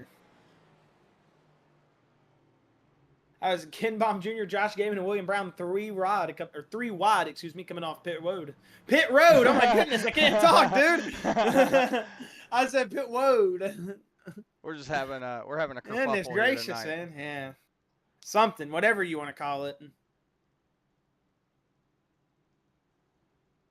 Wondering if the 27 has a play here. He's on 15 lap older tires. Oh, he has a play. It's called make the rear end of that 27 Chevy Camaro as wide as you can, son. Don't take no for an answer. That's what he's doing right now. He's thinking in his head, I'm winning this race. I'm in the position that I can do it. Now you just got to go out there and execute. That's all you got to do. Is it going to let Zuber by, or is... Oh, he's getting past on the outside. Okay, I see that.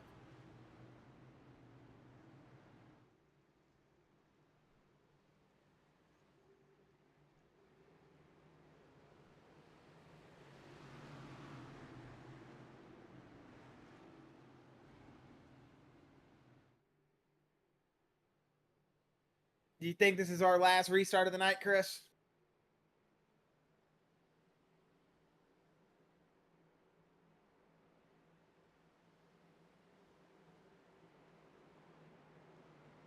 As Larry Mack would say, we crunched our last numbers from the 8 Phoenix races here in the Cup Series. And they're going to wreck here. I know they are, man. They're already 3 wide. This is exactly what David Smith wants to see behind him. Hey, give him 3 wide all day is what he's thinking. But a good restart here so far. As the number 2 of Ken Baum Jr. Whoa! Whoa! Kevin Click! Oh, just bad driving there. That is not what you want to see if you're David Smill.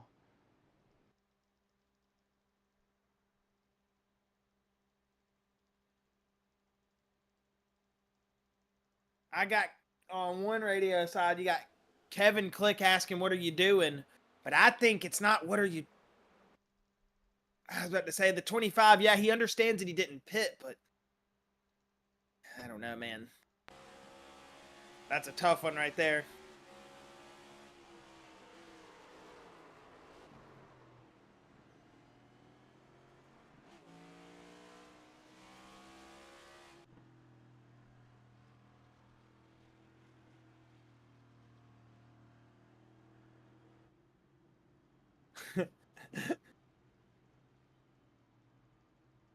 Sorry, if you ever hear me manically laughing in the background, I have driver chat on. I can hear the radios.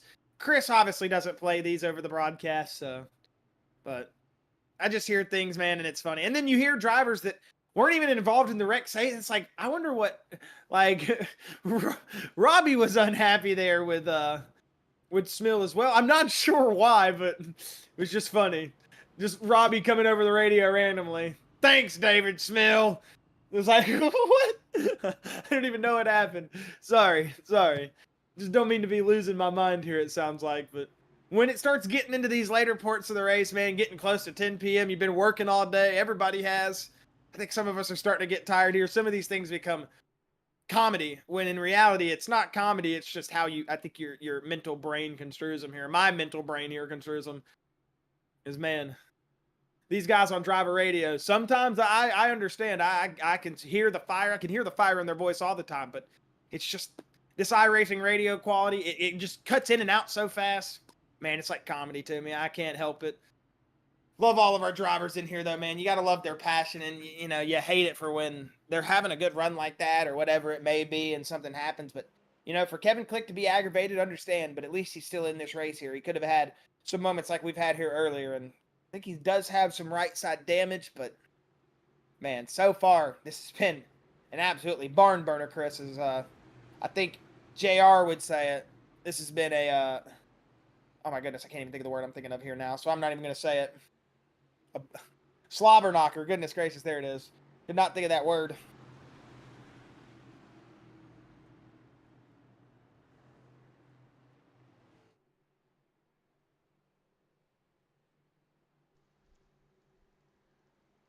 12 laps to go.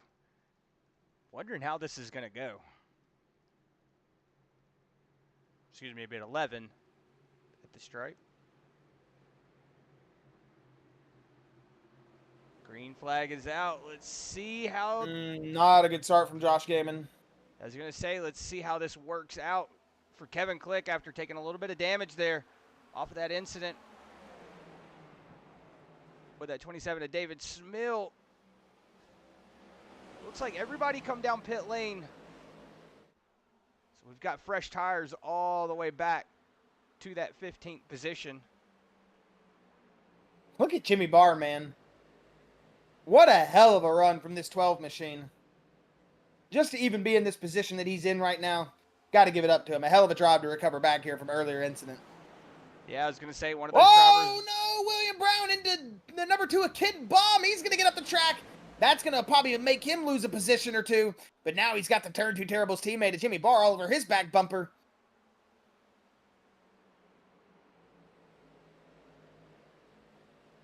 Nine laps to go, excuse me. So we are now in single Josh digits. Gaiman, the 25 of Kevin Click. These guys are getting tight up here, Chris. Fastest lap sat by that 33, though, this last time by. Josh Gaiman is looking like a man on a mission. He's coming in here to think, man, right here at the end, I can steal this race. And I think with this damage that Kevin Click, Chris, took, it's apparent that that 33, even on the outside, is going to be able to make easy work of this 25 if he just gets the right run here. But speaking of it, someone else to come in here, William Brown. He's making a name for himself up here as he's going to drive it to the inside lane here. Crossover coming. William Brown going for second place, but new leader, Josh Gaiman here at lap 143. Not going to be able to complete that pass down the back stretch. But it will be able to make it coming over the start-finish line. So I'm starting to wonder, is that damage starting to show for Kevin Click right now? Or is he second just fastest lap of the race again for Josh Gaiman, Chris. So he's moving right now. He knows it's time to go. 7 laps to go. He ain't holding back anything in that 33 machine. Yeah, tight for the 25. That right side damage showing big time, Chris, right now. Here comes the 2 of Ken Baum Jr. Yeah, you would imagine that 2 machine being able to get around that 25 pretty easily. But then if I was at 25, I would do my best Ryan Newman impersonation. Try to make that car as wide as I possibly could. Whoa, it looks like Ken Baum might have had an issue. Oh, we're going to get a wreck here. Neil G's loose. He's going to save it. We might not get a caution. We're still rolling here, and caution is out. Dang. Man, that was going to be a good green flag finish. Josh Gaiman's punching his steering wheel right now.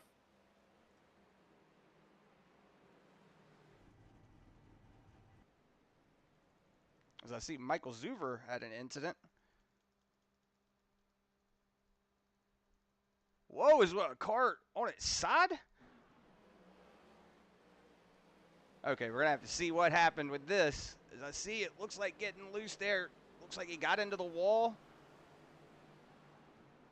Oh no, Jaden Bingaman. Oh no, Robbie Bice gets involved. Is that Josh Markle? Yeah, that's Josh Markle. Josh Markle on his roof. Doing a dart slide on the pit wall. I want to say, it looks like maybe it just got tight.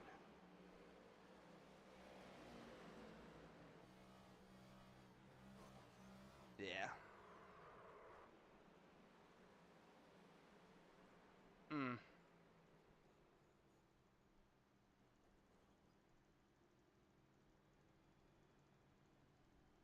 Well, Andrew, it wasn't you. Andrew May, wasn't you, Bubba.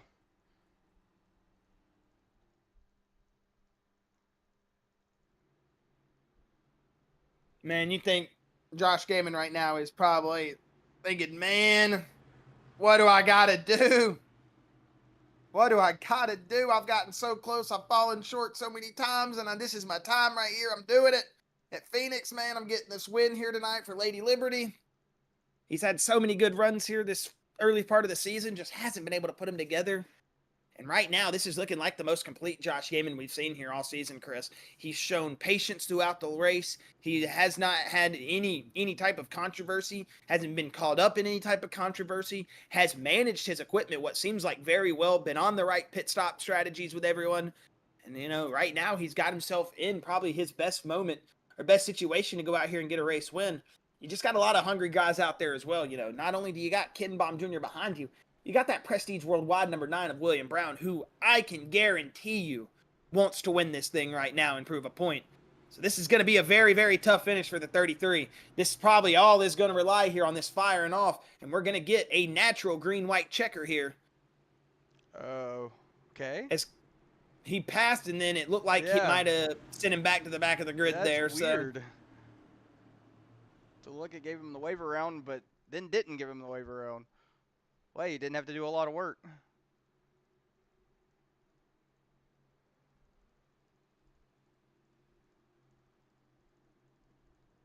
Let's pull them virtual belts tight, driver. As Joshua Game and William Brown going to load us up here for a green-white checker naturally. This isn't overtime, and it is green. Fired off great for the 33, and the 9 right across the 9 of the nose of the number 2, excuse me.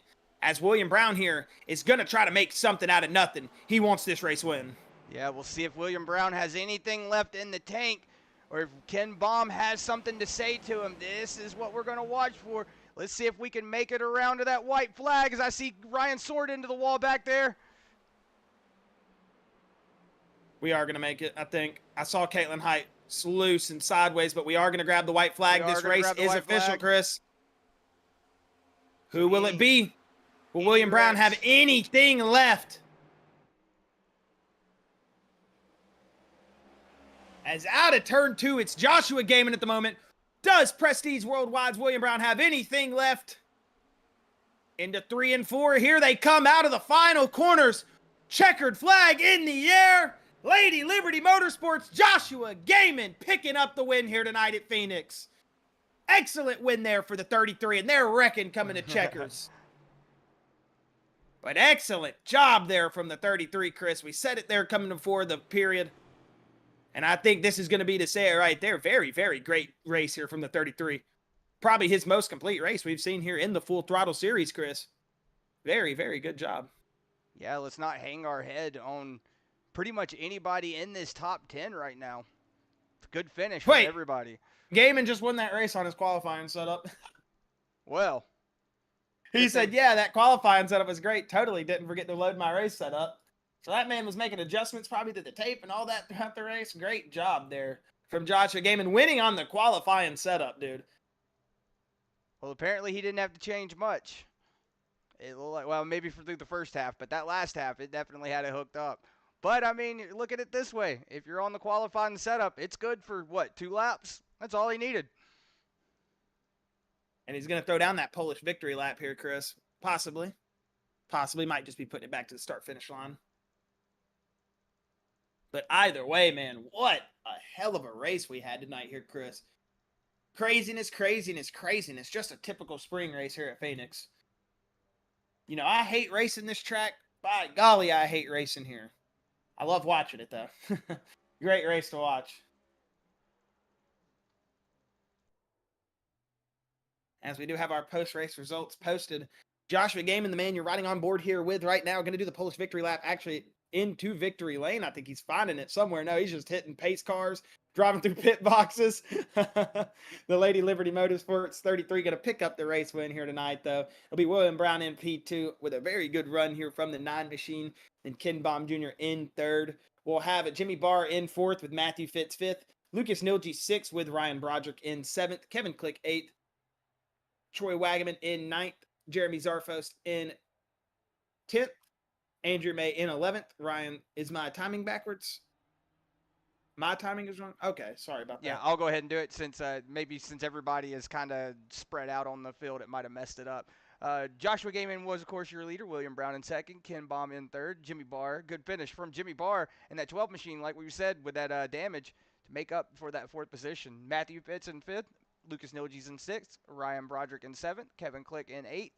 Jeremy Zarfos in 9th. Good top 10 finish from Andrew May. 11th going to go to Troy Wagaman Jr. Ryan Sword going to finish in 12th. Caitlin Height 13th. Robbie Bice 14th. Kyler McCarthy going to round out that top 15. So good finish there from that 24 machine. Even though it had a lot of that damage, you're going to have Dakota Coonan 16th, Josh Markle 17th, Jaden Bingaman 18th, David Smith Jr. 19th, Michael Zuver in that 20th position, Ryan Smith 21st, Josh Susi. Unfortunate turn of events here for that 81 machine. Going to finish in 22nd position. Charles Gurick 23rd, Justin Gibbs 24th, Brody Green 25th, Jonathan Coombs 26th, Aaron Staub 27th, Michael Self 28th, Stan Maryberry 29th, William Hobart 30th, Nick Cannon 31st, and Chris Lynn was not in the race. He was probably watching, just registered to the race, so it shows him in the timing. So Nick Cannon going to be your, actually William Hobart going to be your last driver on the field. Nick Cannon did start in park. So that is your finishing lineup. And it does look like we have 2 of our 3 post-race interviews ready here, Chris. We're going to go ahead and hop into, excuse me, I almost just brought up Tyler Isley. The boxing ring is right there. I don't know how I got that high. I was like, man, I'm about to pull some random person into here. As we will, well, I mean, I know who Tyler Isley is, but you know what I mean. Sorry about that, but we will go ahead and bring Ken Baum Jr., Joshua Gaiman, and have a word with our first place finisher here tonight. Joshua Gaiman, Chris, and Josh up here in the Full Throttle booth. Do you have a copy? I got you. Man, Josh, got to say, probably one of the best races we've seen from you here in the series. You put it together. You seemed like early you were able to keep it, just conservative, hang out, not do too much, but not do too little. Keep a good car under you. We saw a lot of controversy there early. Everybody going everywhere. It just seemed like just a mayhem out there in the early parts of the race. But we got the green flag runs under us. You guys improved position. And then there at the end, it just seemed like the pace just turned on for the 33. You guys found yourself in a late race restart, and you picked up the race win. Josh, we heard, I think you were on the qualifying setup there at the end, but take us through the race, man. How does it feel picking up the race win here tonight? And again, congratulations to the 33 machine. And just take us through that here tonight. Yeah, that was the secret to a good green white checkered, is to accidentally be on the wrong setup the whole race. It was okay at the beginning there, with the sun out and the track nice and hot. Through the middle, that shade kind of started to come in, like a cloud or something went over the track, and it got wicked loose off the corners, and I fell back through that second third of the race there, and was just able to claw back forward, and had some good timed cautions that let me get on good tires there late in the race, and just that short run there at the end was exactly what that setup needed. Hey, it seemed like it, man. You guys were on fire here tonight. I mean, the 33 machine, like we said, looked very good. I mean, even if it was on the wrong setup, found the right marks to hit, just did everything correct, was able to keep the nose clean. I'm sure that felt great. But man, a pickup the sprint, excuse me, goodness gracious, to pick up the spring win here at Phoenix, I'm sure it's got to feel great, man. Take us in to how that's going to set you guys up for the rest of the season. I'm sure taking that monkey off the back here early. And what do you think the 33 is going to have for us here going out into the rest of the season with this win off the back here early? Yeah, especially at this track, because it's definitely not one of my favorites. But to get a win here definitely feels good for going in later in the season. Just looking forward to getting out on tracks where I can really open the car up. Not so much for short tracks with these cars, but I'm not really sure how many people actually are with this thing. But the mile and a halves are always a lot of fun for me to get out there and see how we can do with tire saving and fuel saving, and use a lot of strategy going into it. But yeah, getting that win out of the way feels really good. Just try to see what we can do coming up here with the next couple of weeks. I mean, we know it's going to be an interesting next couple of weeks, but Josh, again, man, I just got to say an absolutely swell job from you guys tonight. It seemed like a lot of the Nitro Lady Liberty guys, and gals have some good setups here tonight. Just wasn't possibly able to get it, all connected, the dots right, but you were able to do that. So, hey, man, again, congratulations on that awesome win, and we're excited to see what you got for us next week. But if you've got any final words, thoughts, shout outs, anything, man, you're more than welcome to let them go, and we'll let you go and get out of here, celebrate that race win here tonight. Yeah, definitely. Should be a good night.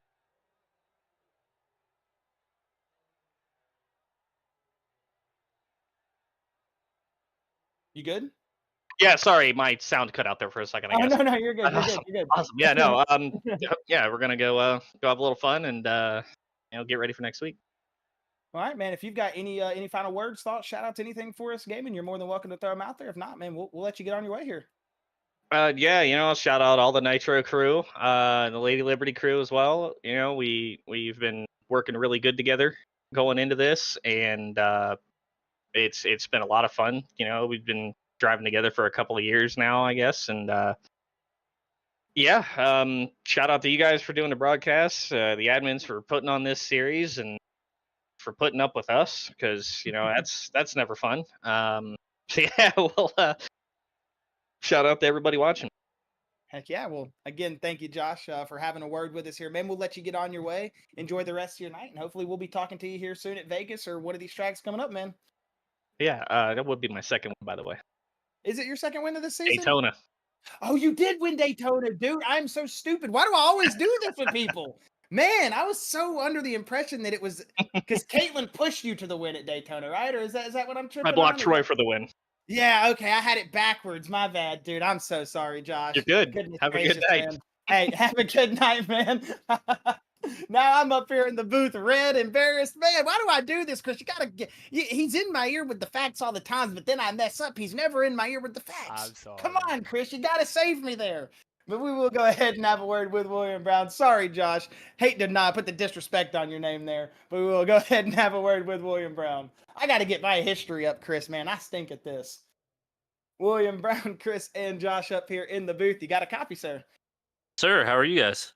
Doing good. I'm sure you would have liked to have that one more position there at the end, William. But man, overall, it seemed like a great race for you in the Prestige Worldwide 9. I mean, coming through the field there from that 7th position and, kind of hanging out there, you missed out on that early pit stop and stayed out. You held some good track position, and you got a little bit of a pit stop there that cycled you back up into that top 7, top 5. You're able to work your way back through the field, and right here at the end, it seemed like you were pushing there, but not able to catch that early pace or that fresh tire pace of Josh Gaiman, seeing he's running a freaking qualifying setup there and a green flag, and a green flag checkered. But William, take us through here tonight, man. Take us to how it feels to pick up second. And hey, again, congratulations on the good run. It's good to have a word with you up here again. Yeah, it feels good. I was like you said, I really would have liked to have had a win. That last lap was my fastest lap of the whole race. I was pushing as hard as I could to try to get up there with Gaiman, but he had a good restart that I didn't quite match, and it just kept me from getting close enough. Because while it might have been my fastest laps, I don't know if he ran his fastest, but we were basically even, I feel like, on running those last 2 laps time wise. So good job to him, hats off. Well deserved win.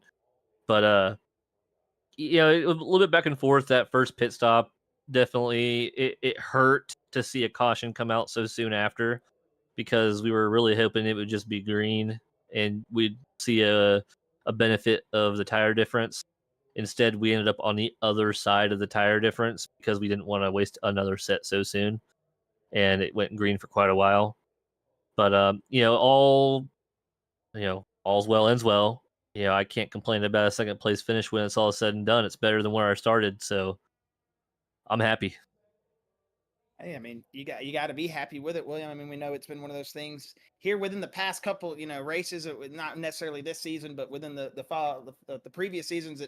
It seems like when you do run well, something comes out to get you. But tonight, it seemed like everybody who's had those runs that weren't coming together here throughout the season all had a really good run here tonight, and seemed like all you guys that deserve a great win or a great place in the podium or whatever it may be got that good finishing spot. But William, take us through if you got any final words, thoughts, shout outs, man, anything like that. You're more than welcome to throw them out there, and we'll let you get on your way, get tuned up for Vegas, and hopefully we'll be having a word with that 9 machine up here again.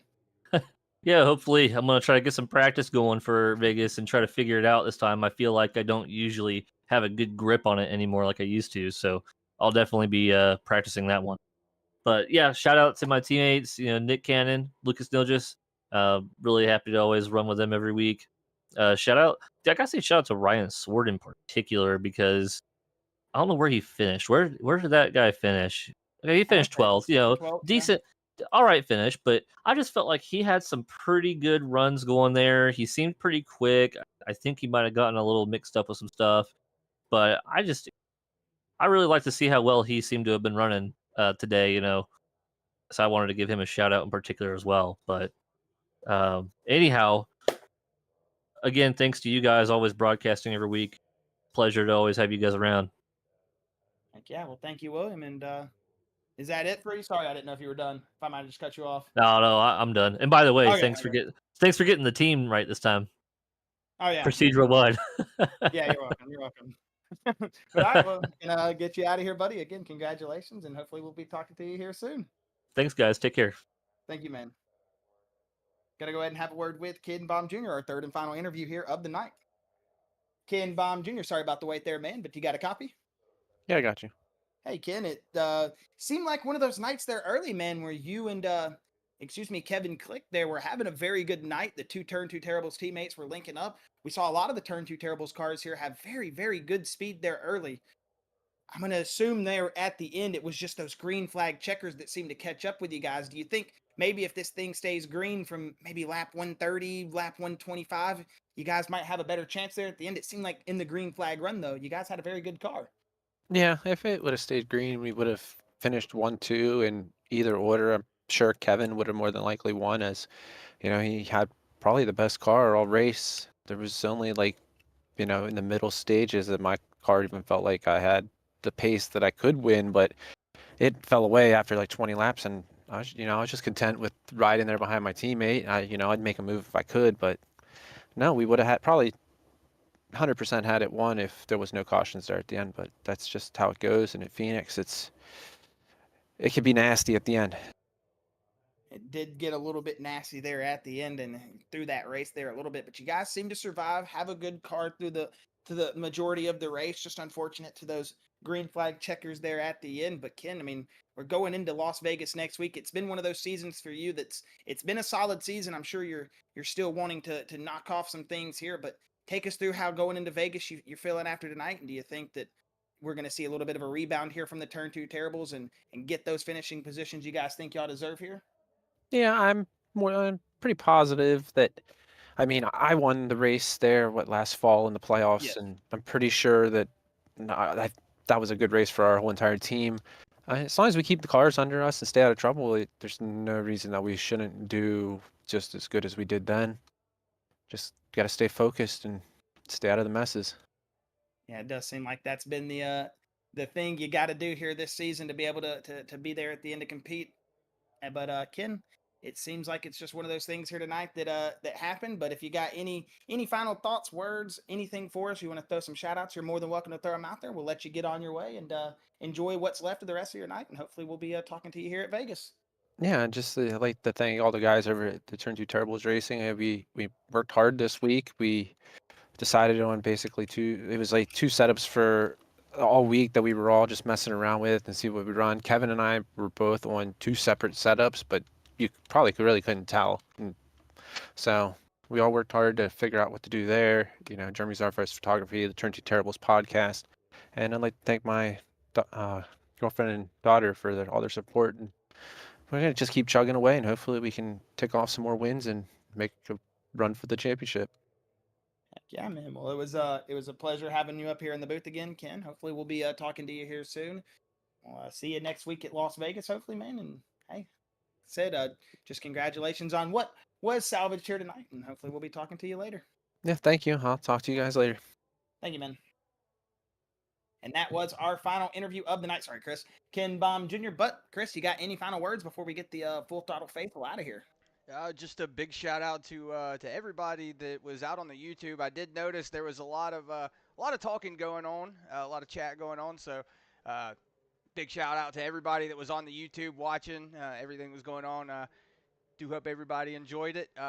Big shout out to everybody in the league, every team, every driver, every admin in the background. There's so many names that I'm just gonna say everybody in the league. That includes everybody on the YouTube channel.